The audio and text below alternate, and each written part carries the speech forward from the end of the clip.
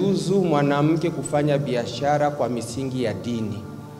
Inajuzu mwanamke kushirikiana na mwanamume katika biashara kwa misingi ya dini. Hawa wanaume wa kizazi hichi ni mwanamume gani wa kushirikiana naye katika biashara kama hakukuletea mke wa pili katika biashara yenu? Inajuzu mwanamke kuemea, lakini kwake sio wajibu kwa kutaka kwake. Kwa kweli mnajua kupenda, lakini wa kupendwa hakuna.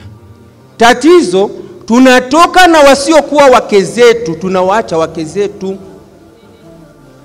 Tuboreshe mapenzi, yawe mapenzi yenye muonekano wa mapenzi. Hawa wanawake sasa wa siku hizi wa kustareheshwa wako wapi?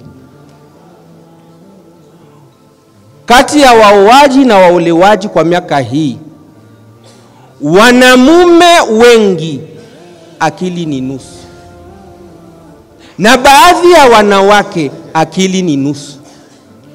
Leo ndoa inakutana mume ana akili nusu, mwanamke ana akili nusu. Mwanamke kumwalika, lakini tunawaalika sana mafunzo ya chumbani kuliko mafunzo ya dini.